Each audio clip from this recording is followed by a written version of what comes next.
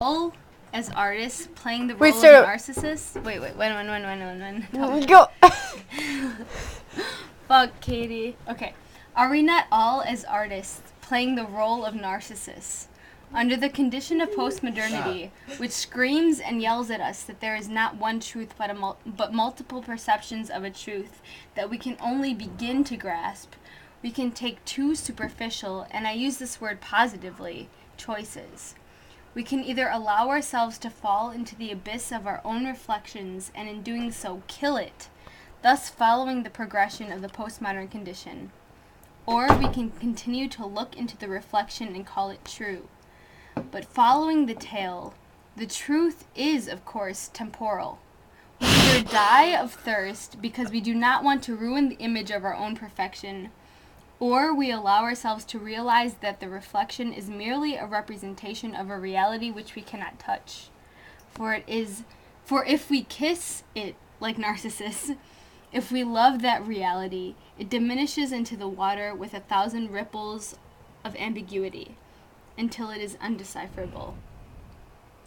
Is this not a similar tale as the one which Borges tells, the tale of the cartographers which create a map so detailed that it becomes an exact replication of the territory in which the empire lives? The map covers the whole territory as time continues to tatter and shred it until one cannot make a distinction between the territory and the map, until one cannot perceive anything that has an origin or a truth. All reality falls apart without a recognizable atmosphere. Baudrillard writes, quote, "It is a hyperreal, the product of an irritating synthesis of combinatory models in hyperspace without atmosphere. The similarity is here. The reflection and the map are one and the same. Both act as reflections, representations of a truth. Until the viewer, the audience, no longer can tell which reality becomes truth. There is a dilemma at hand for each struggling being in the living." We're going to the park. Keep going. Go. For each struggling being living in the Western postmodern world. The dilemma of a true personal identity in an environment that has constructed us. Through cultural relativism, which provides for us the death mask of ideology, we are stuck as narcissists, staring into a false truth that does not exist in the imaginations of others. Because Narcissus cannot bear the idea that the origin of his truth is false, he dies in his self-righteousness. However, the Borges tale has provided for us an exemplary simulation of the myth of Narcissus. Borges's tale gives rise to a vital agency in which the undecipherable truth that leads to Narcissus's demise results in the creation of the reality in the postmodern imagination. One of these truths, or realities, is Baudrillard's hyperreal. Where Baudrillard uses Borges to explain his hyperreal, I will use Borges and Narcissus to explain my own reality, which combines the hyperreal and the imaginary, using cultural relativism to create a truth for myself which is conducive to the ideologies of others. My truth, open to the interpretation of those surrounding me, keeps me breathing underwater. I do not kill myself like Narcissus when I kiss my own reflection and realize that it is only water and will not or cannot love me back.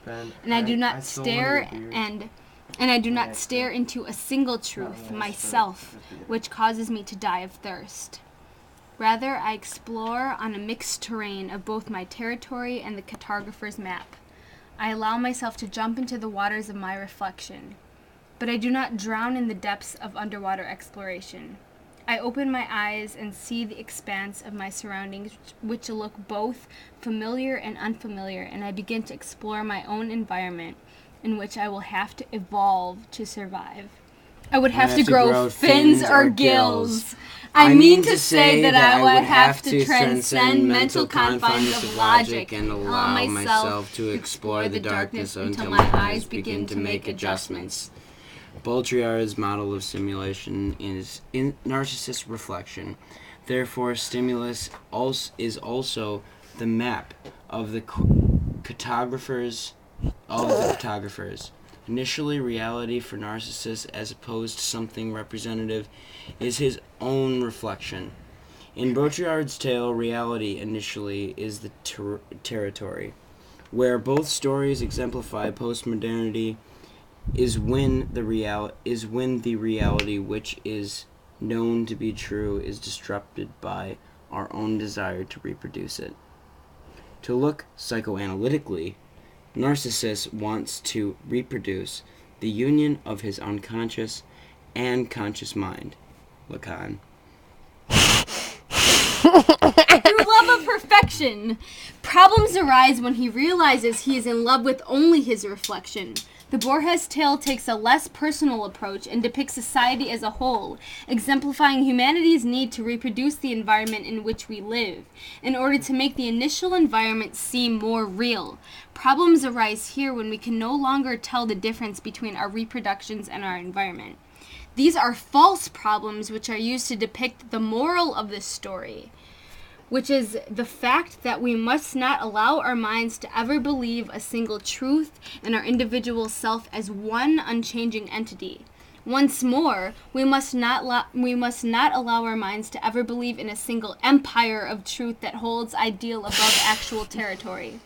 Borges allows more agency in the exploration of and the search for what is true in a territory which is a representation of a past reality or a past truth, living simultaneously along a representation of a future reality or a future truth. However, the search for truth must never result in